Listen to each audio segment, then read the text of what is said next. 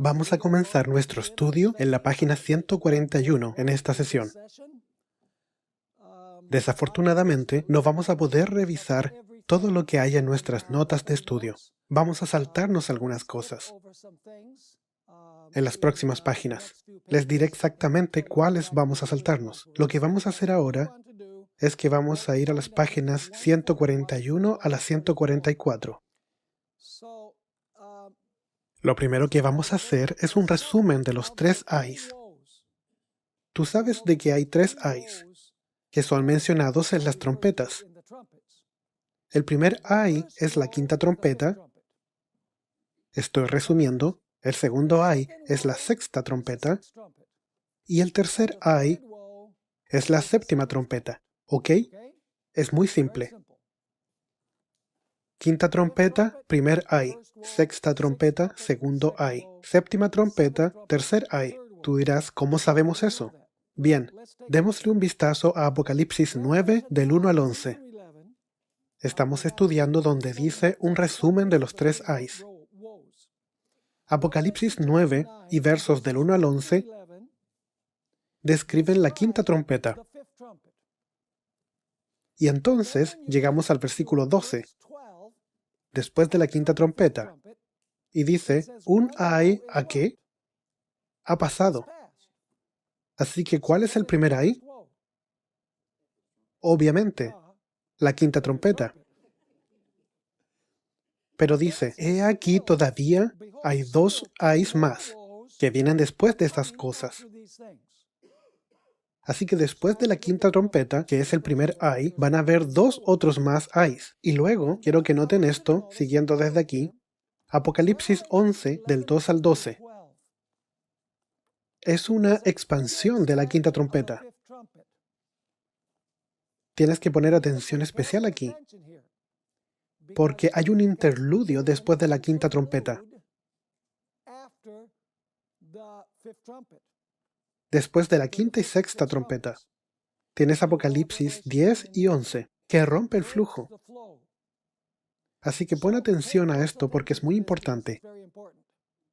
Apocalipsis 11, 2 al 12 es una expansión de la quinta trompeta y del primer ay. En el tiempo libre que tengan esta tarde, deben revisar esto, para que quede claro en su mente. Entonces Apocalipsis 11, verso 13, termina diciendo, en aquella hora hubo un gran terremoto, y la 10ª parte de la ciudad se derrumbó. Esto está describiendo la Revolución Francesa. Y por el terremoto murieron un número de 7,000 hombres. El resto, la palabra aquí una vez más es remanente. Es la palabra lipos. Y el remanente se aterrorizó. No es una buena traducción. Una mejor traducción es temieron. De la misma forma que el mensaje del primer ángel dice que teman a Dios, ¿ok? Así que tenemos enemigos en este verso. ¿Y qué más tenemos aquí? El remanente que teme. ¿Y qué es lo que hacen ellos? Y dieron gloria al Dios del cielo. Aquí se está introduciendo algo. El mensaje del primer ángel. Así que aquí hay 2 grupos, los enemigos y quienes temen a Dios y le dan gloria, porque ellos son el remanente. ¿Me están siguiendo? Ok, ahora. Apocalipsis 9, del 3 al 21, que es la sexta trompeta, es también el segundo ay. ¿Ok? Así que Apocalipsis 9, 3 al 21 está la sexta trompeta y el segundo ay. Apocalipsis 10, del 1 al 11, es otra expansión de la sexta trompeta. Es por eso que el libro de Apocalipsis tiene sus trucos. No sigue un orden cronológico. Una de las partes más difíciles al estudiar Apocalipsis es descifrar su organización.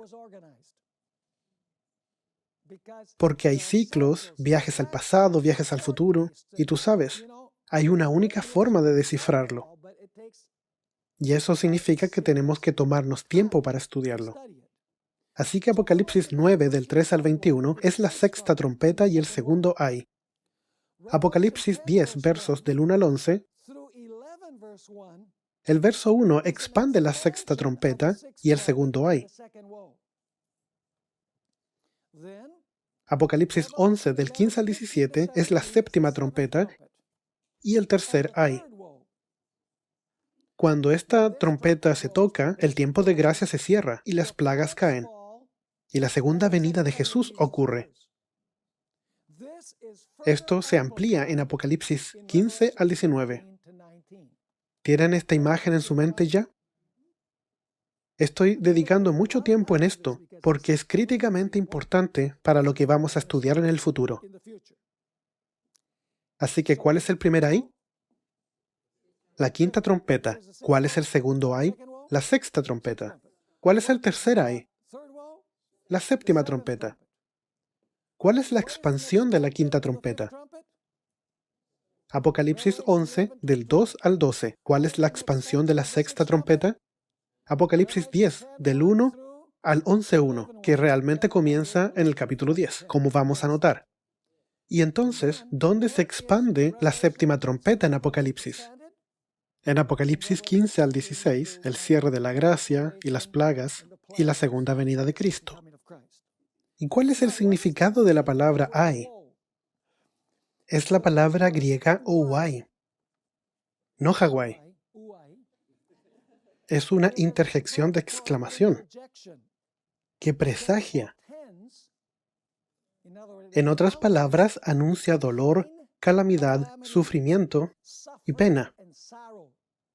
De hecho, en la Septuaginta, que es la traducción griega del Antiguo Testamento, en el Nuevo, usa esa palabra para describir la retribución que cae sobre aquellos que no son fieles al pacto.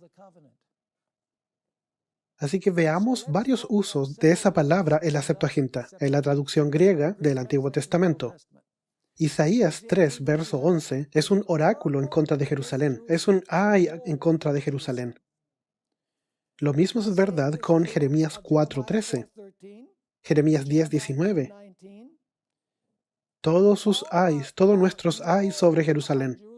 Es la misma palabra ouai que se encuentra en el Nuevo Testamento, en el griego del Antiguo Testamento. En Jeremías 50:27 tienes un ay o un oráculo en contra de Babilonia.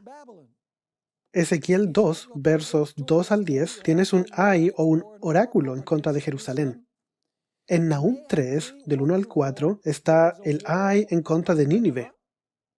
Y en Sofonías 3, del 1 al 4, tienes el ay sobre Jerusalén. Y luego encuentras una descripción de la destrucción y el caos que viene sobre ellos como resultado. Finalmente está Zacarías 11, verso 7, donde la Septuaginta dice que hay un oráculo o un ay en contra de los falsos profetas.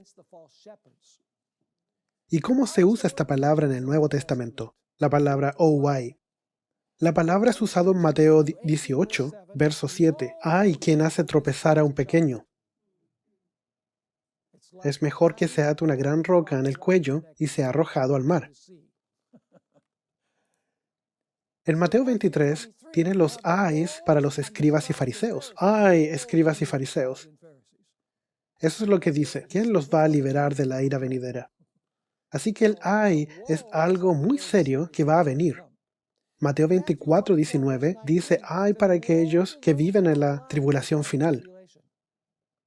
Mateo 26:24, ay sobre el que traiciona al Hijo del Hombre.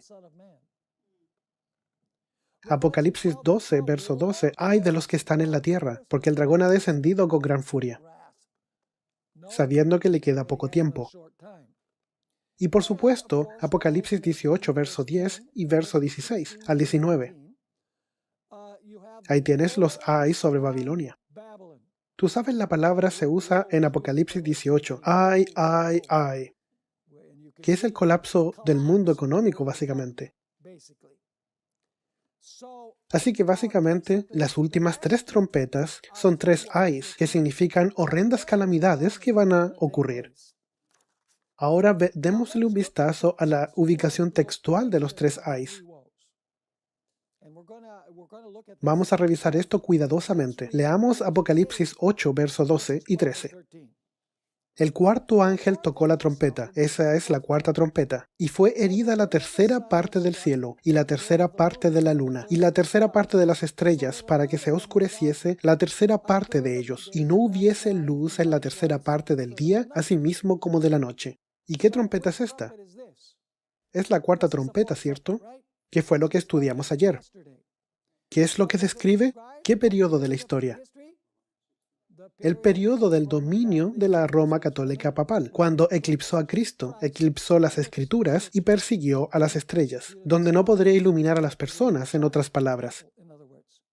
Y luego, inmediatamente después de la cuarta trompeta, dice en el verso 13, y miré y oí a un ángel volar por en medio del cielo, diciendo a gran voz, ¡ay, ay, ay!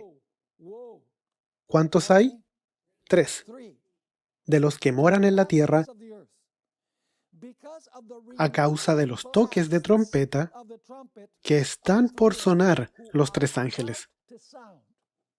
¿Qué son los 3 ayes? Las trompetas quinta, sexta y séptima, ¿cierto? Un estudiante de elementaria podría entenderlo, ¿cierto?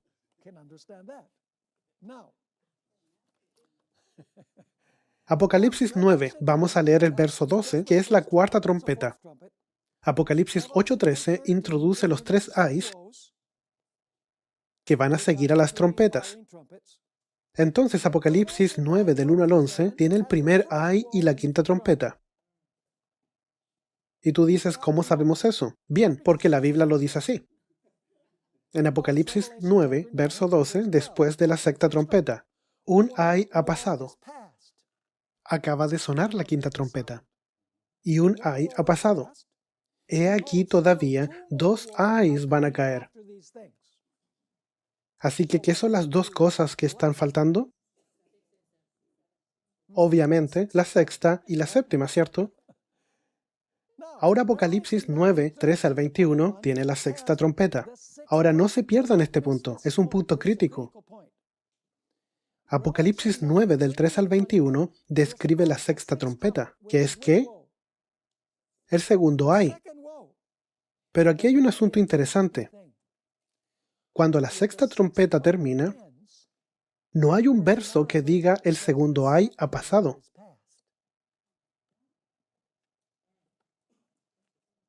¿Me están siguiendo? Tienes que esperar hasta después del capítulo 10 y 11 para que el segundo ay pase. ¿Qué quiere decir eso? Simplemente quiere decir que Apocalipsis 10 y 11 son parte de ¿qué? De la sexta trompeta. Hay un interludio en la sexta trompeta. ¿Me están siguiendo con esto? Vamos a encontrar en el curso de nuestro estudio que hay 2 puntos de vista en Apocalipsis 10 y 11. En Apocalipsis 10 tienes el punto de vista del remanente. En Apocalipsis 11 tienes el lado del enemigo del remanente. Vamos a volver a esto en un momento. Vamos ahora abajo en la página 142. Apocalipsis 9, 3 al 21 es una descripción de la sexta trompeta. Cuando esta trompeta concluye en el verso 21, no hay referencia de un segundo ay que haya pasado. Esto tiene que indicar que el capítulo 10 y 11, que tiene más que decir acerca del periodo de la sexta trompeta. Así que vamos a la siguiente página. Apocalipsis 10, verso 1 al 11:13, que es el interludio, que amplificará ciertos aspectos de la cuarta y quinta trompeta. Así que el interludio va a agregar detalles acerca de la trompeta cuarta, quinta y sexta. Y ahora noten estos puntos que tenemos aquí en el documento, porque es una amplificación de lo que contiene Apocalipsis 10, del 1 al 11 y el 13. En Apocalipsis 11, 2 al 6, nos lleva a los 1260 años. ¿Me están siguiendo? Estoy yendo lento, porque esta es la estructura y es críticamente importante. Describe los 2 testigos que testifican en sacos por 1260 años. ¿Qué trompeta es esa? Esa es la cuarta trompeta. Luego Apocalipsis 11 del 7 al 10 describe que la Revolución Francesa. ¿Qué trompeta sería esa? Esa sería la quinta trompeta, ¿cierto? Vamos a probar eso con la Escritura. Cuando los dos testigos son muertos. Esto fue en 1793 a 1797. Y la quinta trompeta es el primer qué, el primer ay. Entonces Apocalipsis 11 del 11 al 12 describe la resurrección de los dos testigos. ¿Qué son los dos testigos? La Biblia, el Antiguo y Nuevo Testamento de la Biblia. ¿Y qué pasa después que los dos testigos son muertos en la Revolución Francesa? Los versos 11 y 12 dice que ellos serán ¿qué? Que ellos resucitarán. En otras palabras, la gente ahora va a ir ¿a qué? A estudiar las Escrituras. A propósito, porque el pequeño libro de Apocalipsis 10 ha sido abierto. El libro que estaba sellado, en el tiempo del fin es abierto. Así que en Apocalipsis 11, del 11 al 12, describe la resurrección de los dos testigos que testifican después de la Revolución Francesa. Ya no testifican ¿cómo? En saco o en cilicio, sino que ahora con gran poder y prestigio. La resurrección milagrosa de la Biblia no solamente describe el establecimiento de múltiples sociedades bíblicas después de la Revolución Francesa, sino que también enmarca el gran despertar del advenimiento y el estudio renovado de la profecía bíblica, porque el pequeño libro de Daniel ha sido abierto en el tiempo del fin. ¿Cuándo comienza el tiempo del fin? 1798, cuando la Revolución Francesa termina. Hemos visto la importancia de la estructura, no solamente de los símbolos, la estructura. Entonces, Apocalipsis 11 al 13 introduce dos grupos que van a existir al final del tiempo del fin. Uno de estos dos grupos, el primer grupo, ¿quiénes son? Los enemigos de los dos testigos. ¿Los enemigos fueron cuántos? En los versículos anteriores, ¿cuántos enemigos eran? 2. El contexto previo identifica como el primer enemigo ¿a quién? A los gentiles. Tú te preguntarás, ¿quiénes son esos gentiles? Simplemente significa el papado romano católico. Vamos a revisar eso. ¿Alguna vez los gentiles pisotearon la ciudad santa y persiguieron a los santos durante 1260 años? Absolutamente. Pero es la gente que proclama ser cristianos, pero que realmente no son cristianos. Y luego el segundo enemigo, en el contexto previo, es ¿qué? La bestia que sale del abismo. En otras palabras, la Revolución Francesa que guerrea en contra de la Biblia. Así que tenemos dos enemigos que se oponen a la Biblia. ¿Quiénes son? El papado y el espíritu de la Revolución Francesa. Aquí hay un punto interesante. Apocalipsis usa la palabra enemigos solo 2 veces. Y ambas referencias están en el capítulo 11, verso 5 y verso 12. En la primera instancia, los enemigos oscurecen a los dos testigos, prohibiendo la Biblia durante 1260 años. En la segunda instancia, los enemigos, ¿qué hacen? Ellos matan a los testigos. Así que el primer enemigo oscurece a los dos testigos y el segundo mata a los dos testigos en la Revolución Francesa. ¿Me están siguiendo? ¿Sí o no? Bien. Pero hay un segundo grupo que es mencionado en Apocalipsis 11, verso 13. Ese grupo es el lipos, el remanente. Y no sé por qué algunas versiones traducen como el resto. Es el remanente. La palabra lipos, el remanente de la simiente, la misma palabra que se usa en Apocalipsis 12, 17. Así que el remanente. ¿Qué va a ser el remanente? Ellos temen a Dios. ¿Y qué? Y le dan gloria. Eso está introduciendo la siguiente sección de Apocalipsis, particularmente el mensaje de los 3 ángeles. Absolutamente. Y entonces en Apocalipsis 11:14, no dejen pasar este punto, luego el segundo ay va a terminar. Nota el verso 14. Dice en el verso 11 al 14, el segundo ay pasó. He aquí el tercer ay viene pronto. Apocalipsis 10 y 11 son parte de la sexta trompeta.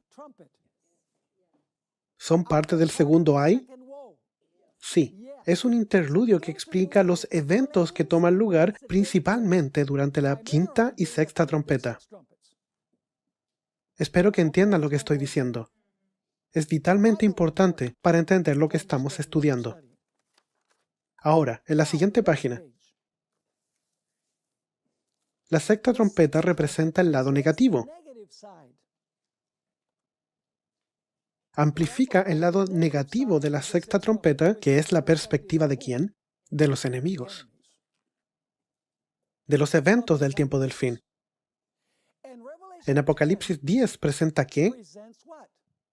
La posición positiva de los eventos del tiempo del fin. La perspectiva del remanente. Espero que estén siguiendo esto. La sexta trompeta presenta el lado negativo de los enemigos. Apocalipsis 10 presenta el lado positivo, la perspectiva del remanente. Dicho de otra forma, la sexta trompeta describe la actitud de los enemigos de los dos testigos en el tiempo del fin, mientras que Apocalipsis 10 describe la actitud del remanente fiel durante el mismo periodo. Los enemigos están en contra de las Escrituras, mientras que el remanente teme a Dios y le da gloria. Finalmente, la sexta trompeta ocurre desde 1844 hasta que se cierra el tiempo de gracia, cuando el ministerio de Dios ha terminado. Esto ocurre cuando la séptima trompeta está por sonar. Cuando la séptima trompeta suena, Jesús toma el poder de los reinos del mundo y va a venir. Y entonces el tocar de la séptima trompeta es ¿qué? El tercer ay. No tienes que ser un científico para entender que el tercer ay es la séptima trompeta, aunque la Escritura no dice explícitamente que el tercer ay termina porque la séptima trompeta ha terminado. Pero tú sabes que la séptima trompeta es el tercer ay. Ahora vamos a saltarnos esto. Me gustaría haber tenido tiempo para haber revisado esto, pero no lo tenemos. Me voy a saltar de la página 144 a la página 147. Espero que puedas estudiar esto por tu cuenta. Deberías estudiar estas páginas. No guardes estas notas de estudio en tu repisa. Tienes que leer lo que no alcanzamos a revisar ahora. Ahora voy a revisar brevemente lo que se ve desde las páginas 148 a las 159. Vamos a pasar por ellas rápidamente, porque quiero ir a la quinta trompeta. No.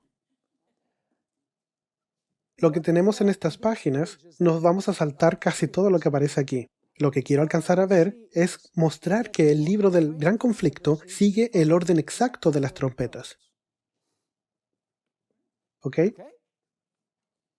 ¿Qué contienen estas páginas?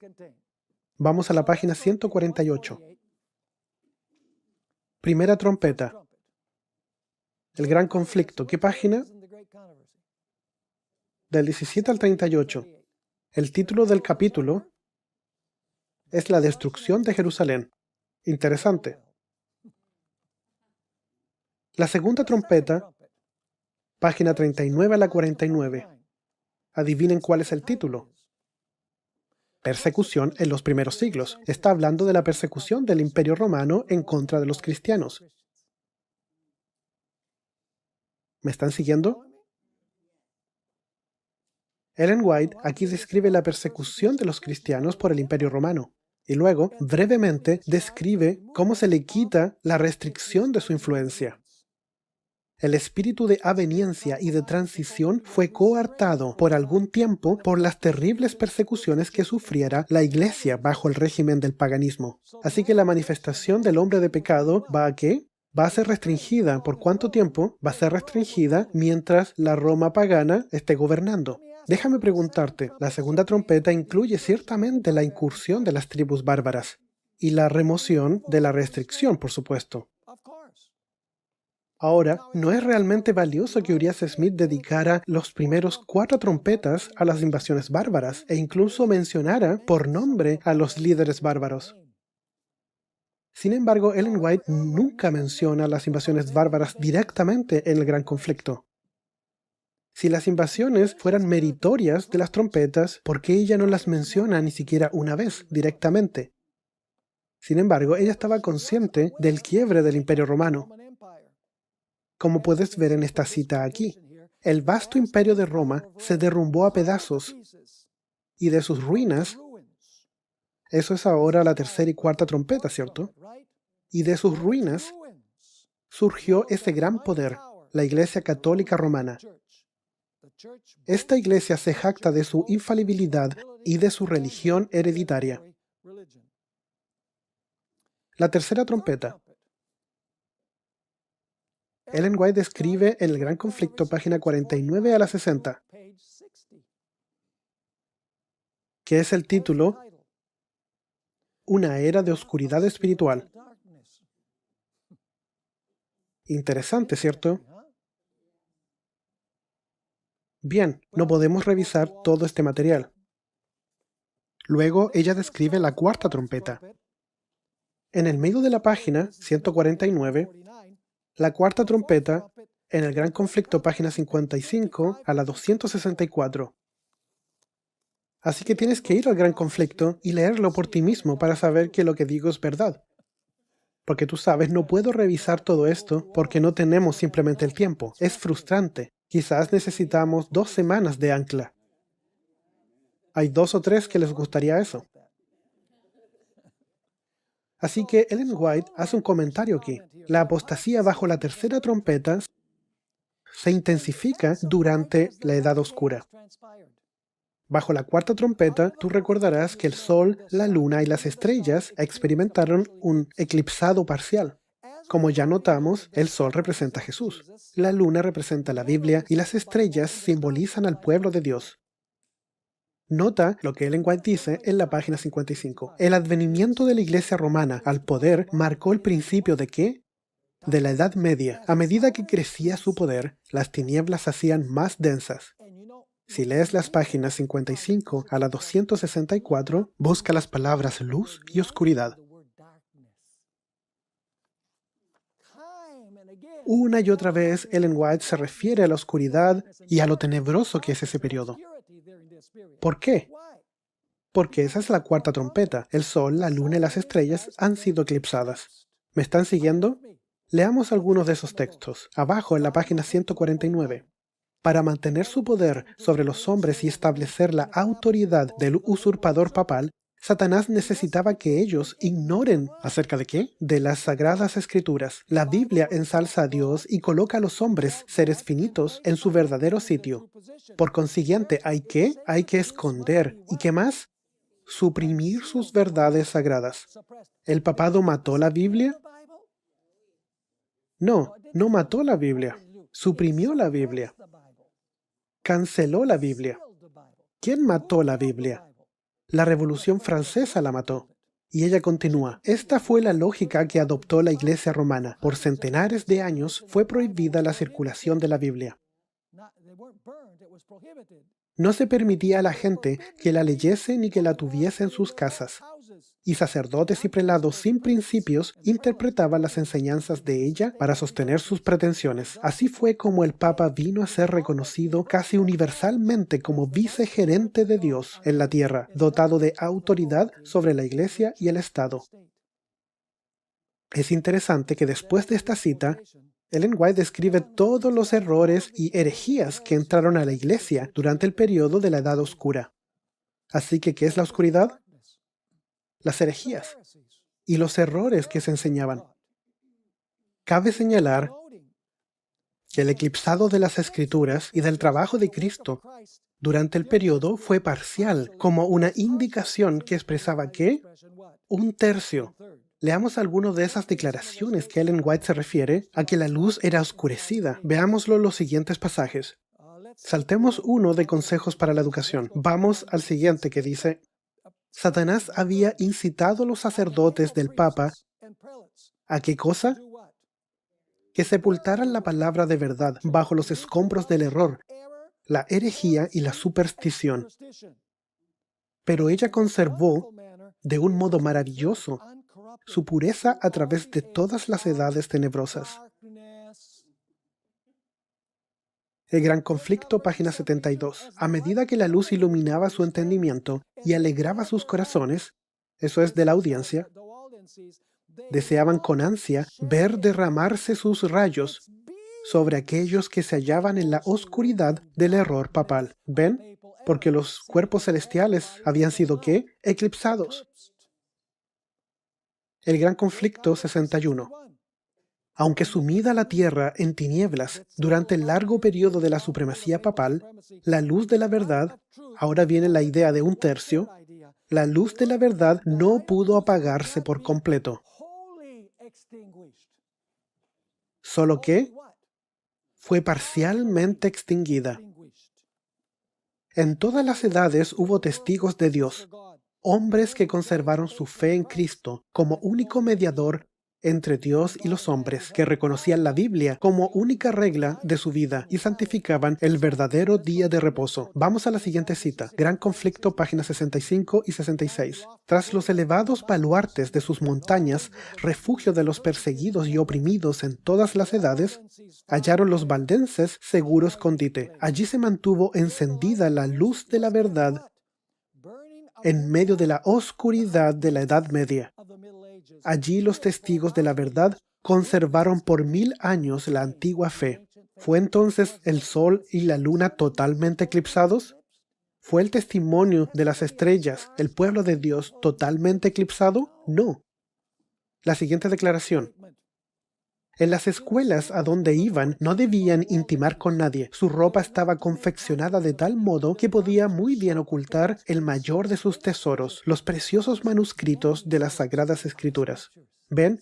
Las Escrituras daban su testimonio, pero lo hacían en saco, en oscuridad. Vamos abajo al texto de El Gran Conflicto, páginas 73 y 74, particularmente a las porciones destacadas. De este modo, la luz de la verdad penetraba en muchas ¿qué? Mentes oscurecidas, disipando las nubes de tristeza, hasta que el sol de justicia brillaba en el corazón, impartiendo salud con sus rayos.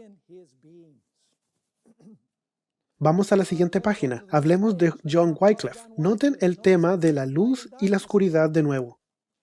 Salvo entre los valdenses, la palabra de Dios había quedado ¿qué? No es asesinada, no se ha matado a los dos testigos. Encerrada, suprimida, cancelada, oculta. Con excepción de los valdenses, la palabra de Dios estuvo limitada a idiomas conocidos solo por los educados. Pero llegó el tiempo en que las Sagradas Escrituras iban a ser traducidas y entregadas a gentes de diversas tierras en su propio idioma. Ella está hablando de cómo la Reforma Protestante se levanta. Había ya pasado la oscura medianoche para el mundo. A propósito, ¿está aún oscuro después de la medianoche? Pero la medianoche es la hora más oscura. Ahora, el proceso de la reforma de la luz está comenzando ¿a qué? La luz va a aparecer pronto. Había ya pasado la oscura medianoche para el mundo. Fenecían las horas de tinieblas. Y en muchas partes aparecían señales del alba que estaba por rayar. ¿Por qué? Porque ahora las Escrituras van a arrojar toda su luz. El siguiente capítulo, sobre Hus y Jerónimo, nota una vez más la idea de luz y tinieblas. ¿Están entendiendo la cuarta trompeta a la luz de esto? Ellen White está comentando acerca de la cuarta trompeta aquí. Si bien es verdad que Dios se dignó iluminar a estos sus siervos, derramando sobre ellos raudales de luz que les revelaron muchos de los errores de Roma, también lo es que ellos no recibieron ¿qué? Toda la luz que debía ser comunicada al mundo. Por medio de estos hombres, Dios sacaba a sus hijos ¿de dónde? de las tinieblas del romanismo, pero tenían que arrostrar muchos y muy grandes obstáculos. Y él les conducía por la mano, paso a paso, según lo permitían las fuerzas de ellos. No estaban preparados para recibir de pronto, ¿qué? La luz en su plenitud. Ella los habría hecho retroceder, como habrían retrocedido con la vista herida los que estaban acostumbrados ¿a qué? A la oscuridad. Recibieran la luz del mediodía. Y luego Ellen White habla de Martín Lutero, que son todas las siguientes páginas del gran conflicto que hablan de la cuarta trompeta. Ella habla de eso en la página 55 a la 264. Todo esto es de esas páginas. Nota qué va a decir ella acerca de Martín Lutero, abajo en la página 152. El más distinguido de todos los que fueron llamados a guiar a la iglesia de ¿qué? Las tinieblas del papado ¿a qué? La luz de una fe más pura fue Martín Lutero, celoso, ardiente y abnegado, sin más temor que el temor de Dios y sin reconocer otro fundamento de la fe religiosa que el de ¿qué? Las Sagradas Escrituras. Fue Lutero el hombre de su época. Por su medio realizó Dios una gran obra para reformar a la iglesia e iluminar al mundo. ¿Están viendo este punto? Van a encontrar muchas otras referencias. Esto es solo una muestra de los pasajes que tratan sobre la luz y la oscuridad. Y luego, interesantemente, después de describir el periodo de oscuridad, la luz está por brillar en la Reforma Protestante. ¿Cuál creen ustedes que es el siguiente capítulo? La Revolución Francesa. ¿Qué trompeta debería ser esa? La trompeta número 5. Y lo vamos a ver más claramente a medida que avanzamos. Así que el siguiente punto es la Revolución Francesa, el cual es la quinta trompeta y el primer ay. Así que escuchen esto. La sexta trompeta y el segundo ay está descrito en las páginas 299 a las 612. Porque notarás en el libro de Apocalipsis que la quinta y sexta trompeta son las más largas. Así que Ellen White también los hace muy largos. Ahora, la sexta trompeta y el segundo ay nos da el punto de vista de los justos. ¿Y el punto de vista de quién? De los malvados. Ahora, este es un interesante punto. En las páginas 299 a la 491, Ellen White presenta un énfasis sobre cómo Dios reúne a sus santos. Y en la página 500 a la 612, ella enfatiza cómo los malvados son reunidos por Satanás. Así que eso se ajusta con el interludio. ¿Ustedes creen que Ellen White se sentó y dijo, porque hay un interludio en Apocalipsis, yo también voy a hacer un interludio aquí? No. El mismo espíritu que guió a Juan para que escribiera Apocalipsis es el mismo espíritu que inspiró a Ellen White. Ella está siguiendo la misma secuencia. Ahora continuemos. Inmediatamente después del capítulo de la Revolución Francesa, y este es un interesante detalle, Ellen White retrocede a 1620. ¿Qué fecha fue la Revolución Francesa? Terminó en 1797, ¿cierto? Y el Papa fue tomado cautivo en el siguiente año, que es realmente la culminación del espíritu de la Revolución Francesa.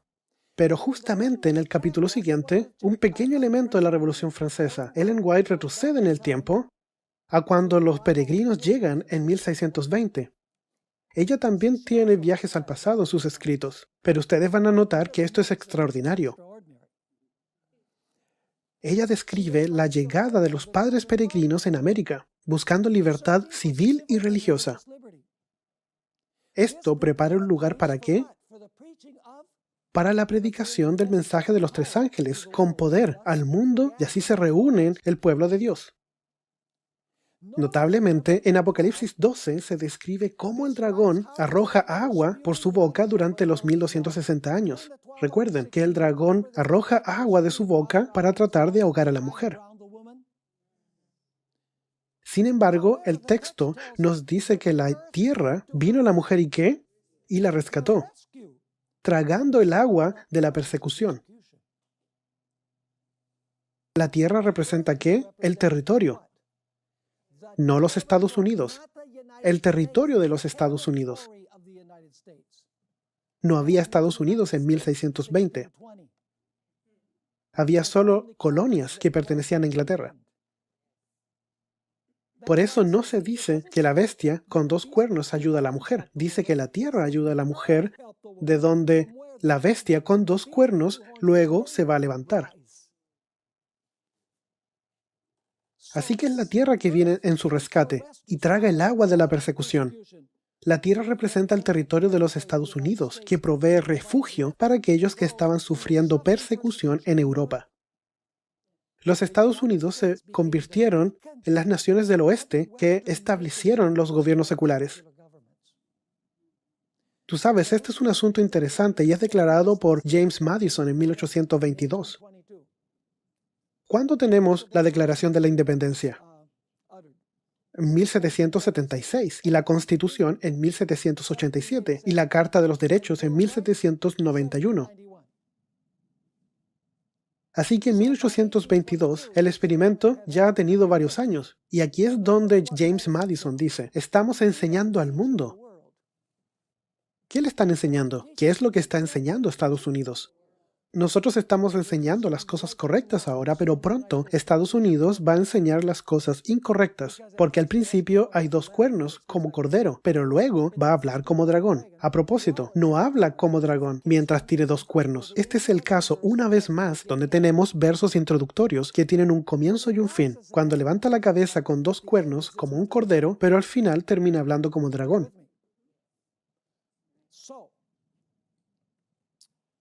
Así que él escribe esto. Estamos enseñando al mundo la gran verdad de que los gobiernos les va mejor sin reyes y nobles que con ellos. Así que, en otras palabras, está diciendo que ellos enseñan al mundo que deberían establecer un gobierno republicano, no el Partido Republicano. República, donde los poderes fluyen desde las personas hacia arriba en vez del rey hacia abajo. Y luego dice, el mérito se duplicará con la otra lección de que la religión florece con mayor pureza sin la ayuda del gobierno que con ella. Eso es república y protestantismo. Separación de la iglesia y el Estado. Libertad civil y religiosa. Siguiente página. Esto es destacable. Esta es otra indicación de que Ellen White tenía el mismo espíritu que inspiró el libro de Apocalipsis. Es destacable como ambos, Apocalipsis 12 y Ellen White, describen los 1260 años, la Revolución Francesa, y luego vuelven atrás en el tiempo para describir la llegada de los peregrinos. Y tú preguntarás, ¿cómo es eso? Bien, Apocalipsis 12 dice que la mujer huye al desierto. ¿Por cuánto tiempo? 1260 años. Pero luego dice que la tierra ayudó a la mujer. ¿Eso tomó lugar antes que los 1260 años terminaran? Sí. El territorio de Estados Unidos proveyó refugio para aquellos que eran perseguidos. Así en Apocalipsis 12 se habla acerca de que el dragón persigue a la iglesia por 1260 años. Pero luego, cuando dice que la tierra ayuda a la mujer, retrocede en el tiempo a la época de los peregrinos viniendo a Estados Unidos para obtener refugio. Y es eso lo que Ellen White dice. Después de describir la Revolución Francesa, ¿qué es lo que hace ella? Los 1260 años de la Revolución Francesa, ella vuelve atrás y habla acerca de la llegada de los peregrinos. Impresionante. Suerte de principiante. No. En los siguientes capítulos, Ellen White escribe acerca del gran despertar de la Segunda Venida, después de 1798, el movimiento milerita, el gran chasco. El templo celestial se abre para iniciar el juicio. Déjenme preguntarles, ¿cuál es el foco aquí? ¿Los enemigos o el remanente? El remanente. En los siguientes capítulos describe la resurrección de los dos testigos y de que se abre el pequeño libro de Daniel en Apocalipsis 10. Ese es el lado positivo de la sexta trompeta. Dios reúne sus fuerzas con 3 mensajes angelicales para reunir a su remanente a su lado. Nota el título de los capítulos: Los heraldos de la mañana. Eso es sobre las señales del sol, la luna y las estrellas que anuncian el inicio del mensaje del juicio. Un reformador americano. Ese es el capítulo de William Miller. Luz a través de la oscuridad. Los discípulos no entienden las profecías concernientes a la primera venida y establece las condiciones para que no se entienda la profecía de los 2300 días.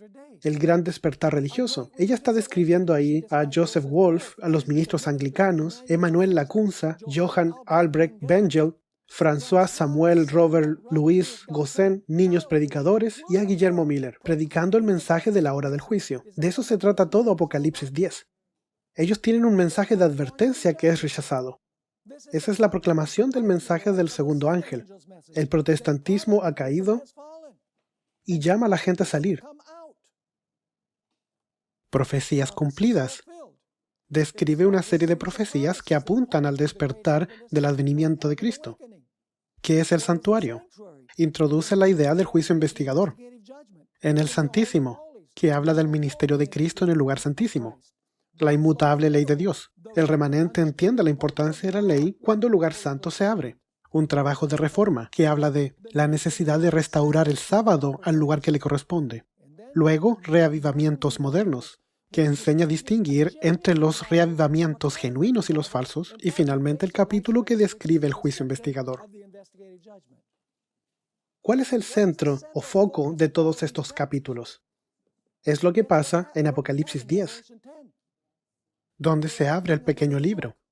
El comienzo del juicio investigador, la limpieza del santuario, la medida del templo. Así, en el contexto de la sexta trompeta, ella está describiendo lo que está en Apocalipsis 10, que es lo que se enfoca en los justos. Pero ahora viene un asunto impresionante. Nosotros también podemos revisar esto en la página 156. También podemos hacer un fuerte argumento que, siguiendo los capítulos del gran conflicto, todos describen el periodo de la sexta trompeta. La sexta trompeta aquí está describiendo el punto de vista de los malos, que se introduce en Apocalipsis 9, del 3 al 21. ¿Cuáles son los títulos de esos capítulos? El origen del mal, enemistad entre el hombre y Satanás, las agencias de los espíritus malos, las acechanzas de Satanás, el primer gran chasco. ¿Pueden los muertos hablarnos? ¿Cuál es el foco aquí? El foco aquí es cómo Satanás va a reunir ¿a quién? A los impíos. ¿Pueden los muertos hablarnos? El conflicto inminente, las escrituras como salvaguardia, la advertencia final. El foco es cómo Satanás reúne a los malvados de su lado para el conflicto final entre el bien y el mal, entre los justos y los injustos. Con respecto a la reunión de los justos y de los malos, en Apocalipsis 10, Ellen White escribe lo siguiente. Leamos el comentario bíblico, tomo 7, página 971. El ángel poderoso que instruyó a Juan era nada menos que Cristo. Cuando coloca su pie derecho en el mar y su pie izquierdo sobre la tierra seca, muestra la parte que desempeña en las escenas finales del gran conflicto con Satanás. Esta posición denota su supremo poder y autoridad sobre toda la tierra. El conflicto se ha intensificado y agudizado de una época a otra y seguirá intensificándose hasta las escenas finales, cuando la obra magistral de los poderes de las tinieblas llegará al máximo. Satanás, ¿junto con qué? Con los hombres impíos. Engañará a todo el mundo y a las iglesias que no reciban el amor de la verdad. Pero el ángel poderoso exige atención. Clama en alta voz. Debe mostrar el poder y la autoridad de su voz a aquellos que se han unido con Satanás para oponerse a la verdad. Así que el ángel poderoso de Apocalipsis 10 va a llamar a los que están del lado de Satanás a que salgan. Y por otro lado, Satanás y los enemigos van a estar trabajando para reunir gente del lado de Satanás. Así que esta es la perspectiva del interludio que encontramos en Apocalipsis 10 y Apocalipsis 11. Y luego vamos a la página 159. Luego Ellen White describe la séptima trompeta. ¿Cuándo el misterio de Dios va a terminar? ¿Justo antes de qué? De que el séptimo ángel toque su trompeta. ¿Cómo termina el ministerio de Dios? El cierre de la gracia. El misterio de Dios es la predicación del Evangelio. Vamos a ver eso cuando estudiemos sobre el librito. Así que el ministerio de Dios es la predicación del Evangelio. ¿Cuál es el término del misterio de Dios? Es finalizar la predicación del Evangelio.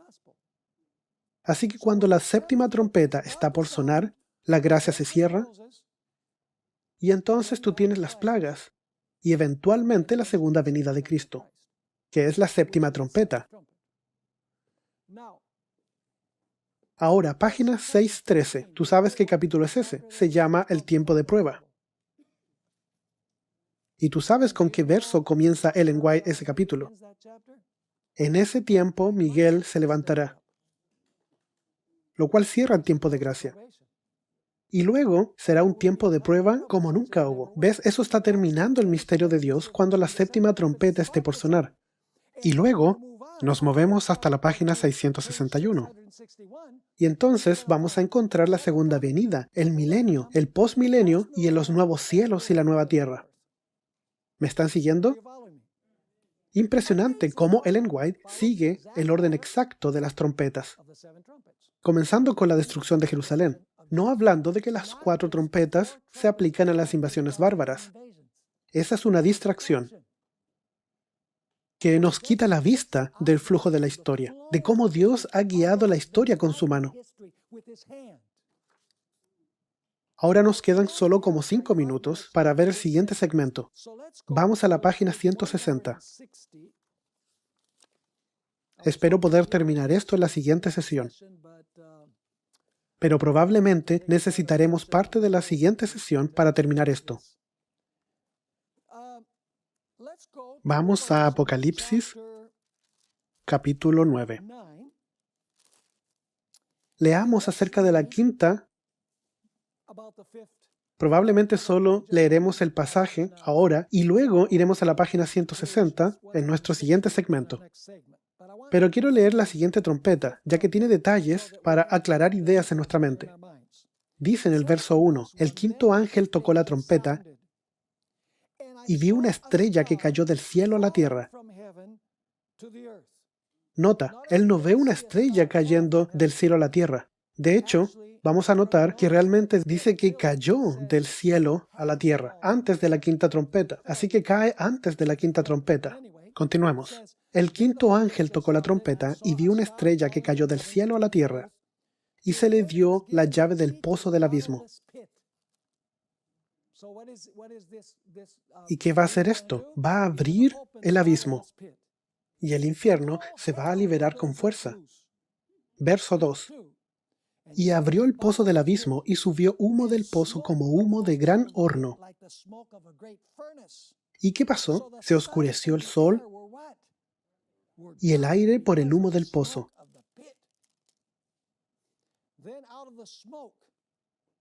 Y del humo salieron langostas sobre la tierra.